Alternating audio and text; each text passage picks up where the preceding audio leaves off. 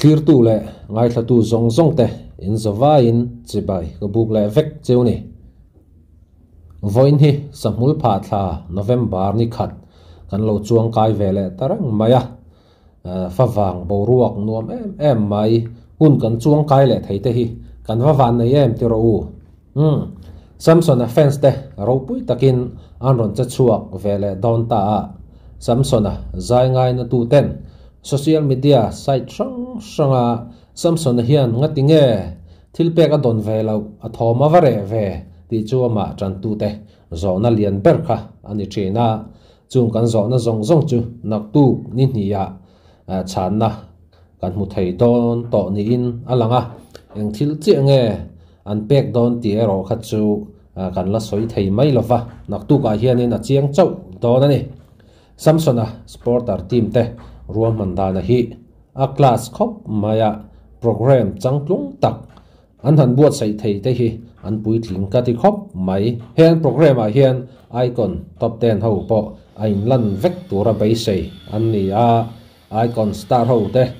thalak pui na hun po kha hon ani don boka chumi pialama chuanin an mentor ho te po kha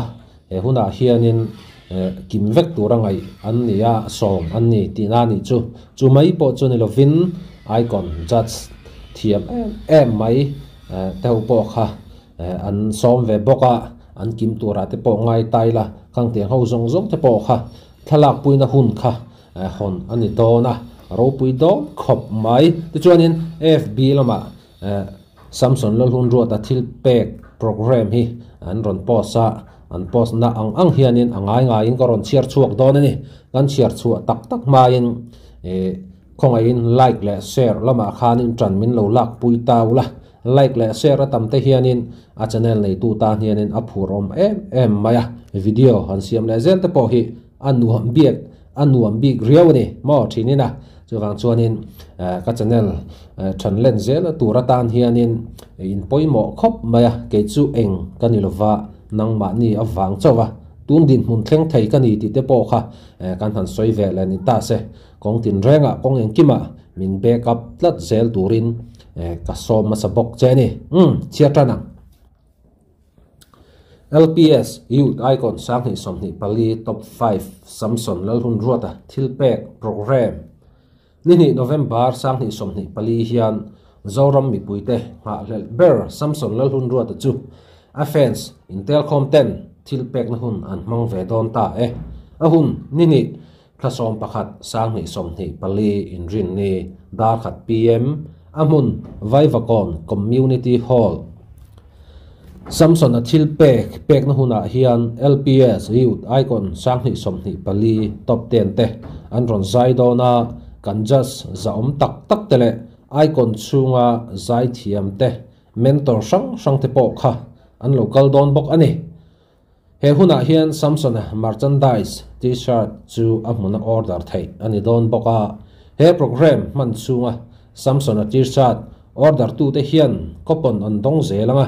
chu te tanga mi van nei ber chuan price thatak adong don ani t-shirt hi pre order zel ngai ani awangin order tu ten half payment in order thei group angle mimal anga thilpek pedu tan hun hon ani dona fans te tan liao photo session hun hon ani don bok ani Samson a thilpek pek na hun hi LPS lamin an cover anga host zai tak hroitein akai hroyang YouTubers lamten live in an ron pe chuak don bok ani YouTube channel chu adona kan ron post le mai don nia he hun hi adu tel thei ania abikin Samson fans group a zong zong tele sumron petu te kha abik taka som kan ni ahuna tel thau kan tum don nia nangma ni awanga he hun hi thleng thei ania tuma in kil to ilova hun nuam tak mang turin kan in som veke tin mi puite rui chung le buana chau chuak zongin mi puite tuma khosalo turin kan ngen lok ni se he hun hi nuam tak long mang ve turin Samson fans Intelcom te chuan mi zong zong kan som vek a cheu Samson supporter team WhatsApp group tin post on ron siama Boson ron siamang hianin he huna hianin Samsung a thil pek program an man lai hianin Samsung a merchandise t-shirt ta kha amuna order thei dona he program an man chunga Samsung a t-shirt order tu te hian kopona kha in dong zel dona chumi mi van nei ber pakhat chuanin price that tak mai in dong don bok mi van nei ber pakhat an thlang chuak dona chuanin price that tak mai kha adong dona an nuam don hle mai Samsung a merchandise t-shirt te po kha order thei zel bokani nak tu ka hmuna kal te kha chuanin in lo order ve te po kha hey van nei ber ni du chuanin Samsung t-shirt kha order ve ngai bokani kan zai thiam te kong engkima kan support ta chumi kan support na ti bel cha tur chuanin Samsung a merchandise t-shirt te po kha order thei bokani ti kha kan soi ve le ngal din ta se chuanin mi mal le thil pek mi mal le group ang zonga thil pek pe du tan khanin Samsung a supporter team ka khanin an hong don boka reman shale khop maya mi mal le group ang zonga thil pek pe du tam tak an omin karinga chumi he program a hianin hun kha zal takin an hong boka ti chuanin he Samsung a thil pek program a hi LPS lamin on cover nga chuan YouTubers lam khanin live in an pe chuak don bokani ro pui don khop maya tel venge te po cha ko mani nak tu kha ani mai to a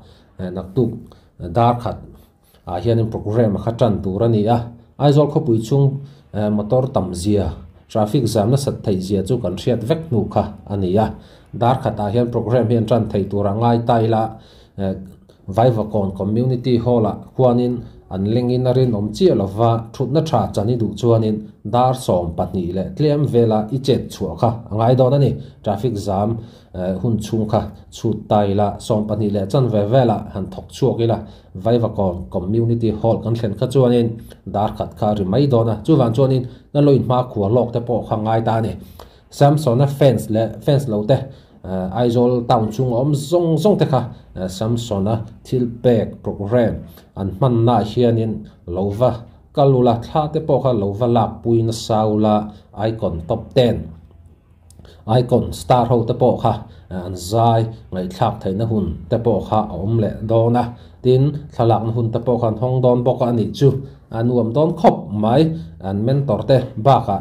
just how just pathum te po kha tel tura soman nia an tel thei tura ngai taila just te po kha thalak puina hun te po kha hon ani don bok ani anuam don khop maya